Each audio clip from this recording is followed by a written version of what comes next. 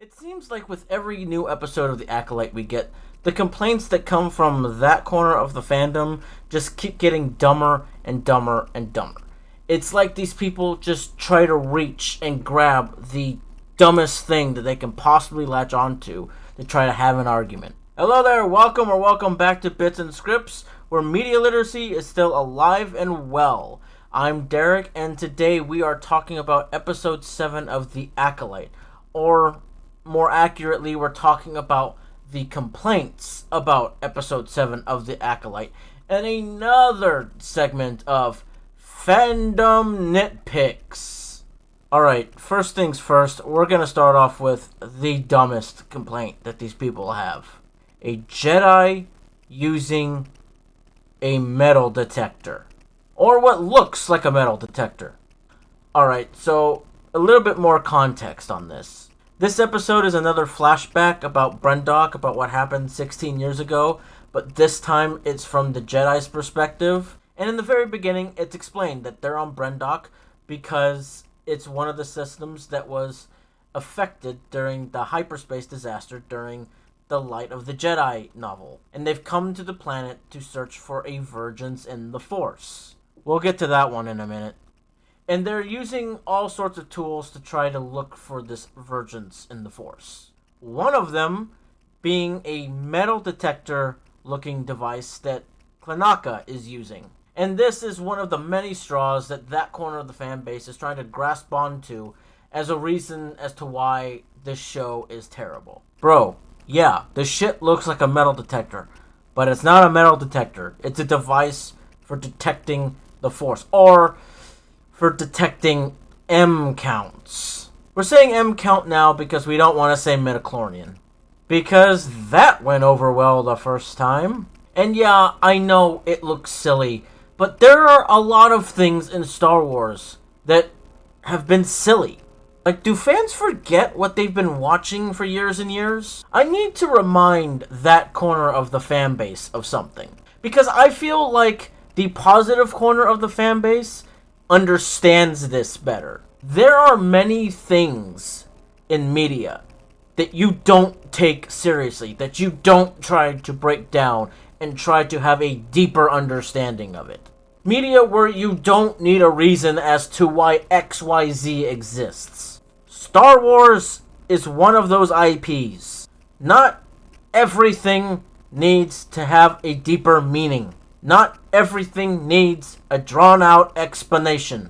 And not everything needs to make sense. This is fucking fiction. And for those of you that are just gonna go in my comment section and say, "Don't think, consume," grow the fuck up. Actually, no. Growing up is why you are saying that shit. Let's think back to the very first time you watched Star Wars. The very first time you watched Star Wars, or I should rephrase that.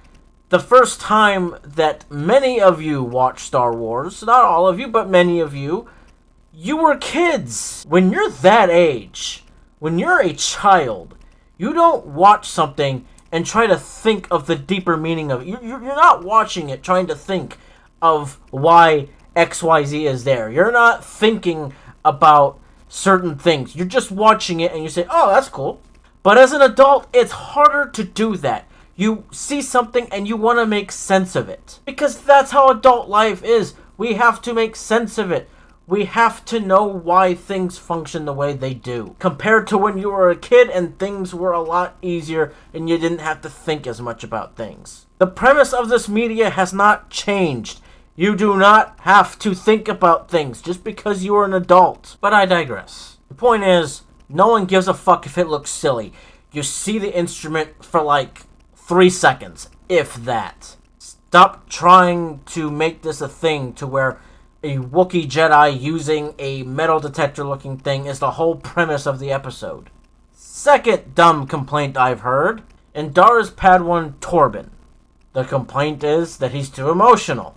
He acts irrational. He whines too much. Now who does that sound like? I don't like sand. It's coarse, rough and irritating, and it gets everywhere. It's almost as if Padawans are that way because of their Padawans.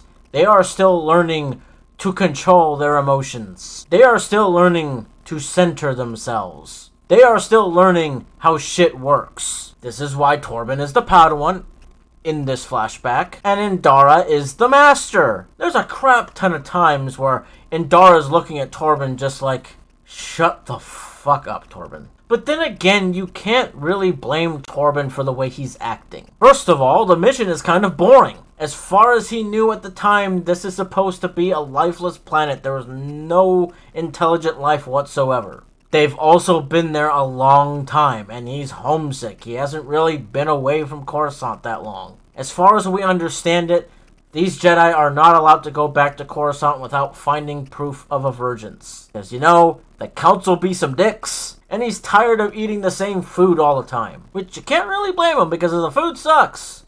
The food sucks. Your taste buds are going to be like, hey, give me something better than this horse shit. And for those of you that are going to comment, yeah, give us better than this horse shit, the Acolyte, I'm going to delete your fucking comment.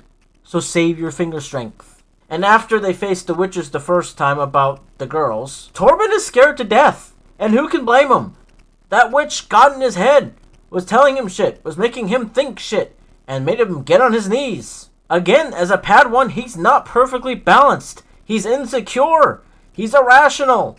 Most Padawans are, because they're yet to learn, they're yet to master the Jedi arts, how the Jedi perceive things. So right now, in his irrational Padawan mind, witches bad, witches scary. We gotta do something about them bitches. So yeah, his following decisions are kind of driven by fear, because one of them got in his head, and now he's just like, okay, if they can get in my head, they can do all these things, these girls are in trouble. Especially considering, one, Osha actually wants to join them. Actually wants to go to Coruscant and become a Jedi. And complaint 3. Soul stabbing the witch when she's in her misty form. Spoilers. Now, I'm not going to take much time with this complaint at all, because my only response to this one is, it's fucking Star Wars. If you don't like what happens in Star Wars,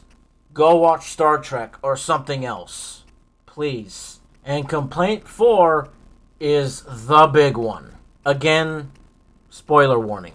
Towards the end of the episode, when there's that fire, which we find out May accidentally started, she didn't start it on purpose, and the whole battle between Torben, Sol, and the witches is going on, May and Osha meet up at that bridge that's collapsing, right? Both girls are about to fall to the bottom of this pit. And here comes Sol to try to save them both. At first. Eventually, he lets May fall and saves Osha. Now, this complaint that people have, I can completely understand if I was completely media illiterate. Because probably, like most of these people that complain, I watched and understood the entirety of the episode. And when you watch the entirety of this episode, you would know that when it comes time to Sol making this decision, he was already conflicted way before. Earlier in the beginning of the episode, Indara is kind of joking and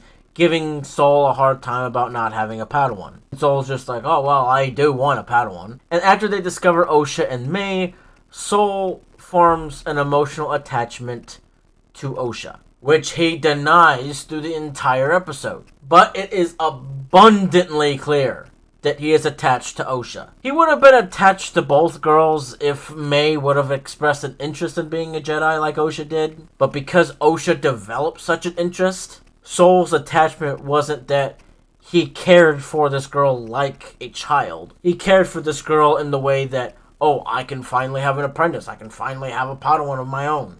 So this attachment that he forms to her causes him to become a bit unbalanced. So by the time we get to the point where Osha and May are falling off that bridge and Sol's trying to save them both, two things are going through his mind. So by the time we get to the point where Sol makes it in time to try to hold both girls up with the Force on the bridge, he kind of makes an irrational decision, much like Torben has been making irrational decisions in this episode. Sol was already emotionally imbalanced because he wanted a Padawan and he saw Osha being his Padawan. And he was even more emotionally unbalanced because he killed Mother Anastasia, and he knew that May was right there and saw him kill her. So in his mind, he's like, oh, well, shit.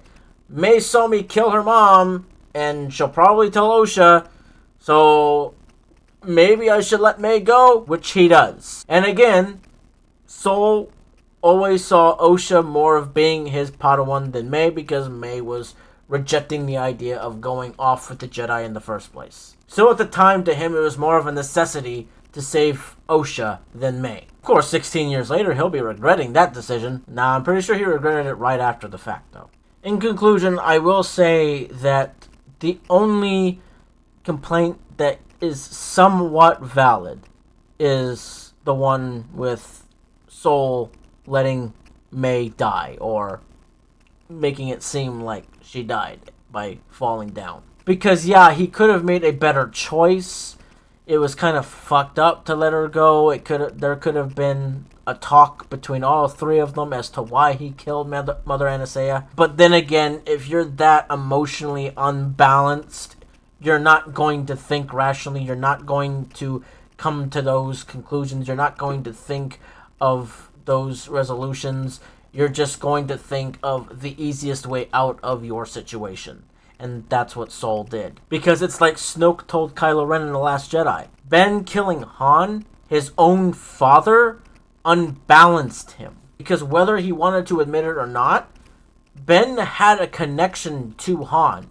He still somewhat cared for Han. So having to kill him was the greatest burden on his soul.